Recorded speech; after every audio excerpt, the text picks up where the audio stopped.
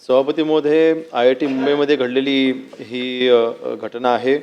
आपल्याला माहिती आहे की IIT मुंबई हे केंद्र शासनाच्या अखत्यारीमध्ये येतं आणि इथे पोलिसांना देखील जर का चौकशी करायची असेल तर पूर्वपरवानगीने तिथे जावं लागतं आणि परंतु ह्याच्यामध्ये जी घटना घडली ती अशी आहे की जो विद्यार्थी आहे त्याचा हा मित्र होता.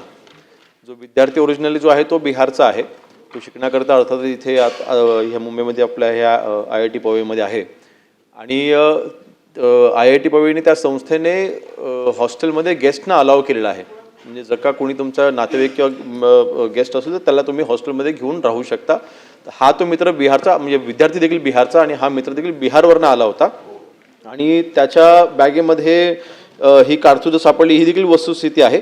पण तपास पूर्ण केल्याने असं बाब नाही आहे. तपास आपण पूर्णपणे केलेला आहे. जी कारतूस सापडली ही कुठून त्यांनी आणली, ही त्यांनी बिहारवरून आणली होती.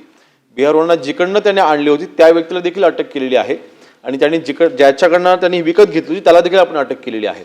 त्यामुळे ह्याची पूर्ण चेनेज ही आपण शोधलेली आहे आणि शेवटच्या व्यक्तीपर्यंत पोहोचून आपण त्या व्यक्तीला देखील आपण ह्याच्यामध्ये अटक केली, म्हणजे त्याच्यावरती आपण कारवाई केलेली आहे. त्याचा उद्देश ह्याचा मागचा काय होता ती चौकशी सध्या अजून चालू आहे आणि ती एन्क्वायरी अजून चालू आहे. परंतु ह्याच्या मुळापर्यंत मुंबई पोलीस गेलेले आहे आणि त्या व्यक्तीला आपण अटक देखील केलेली आहे.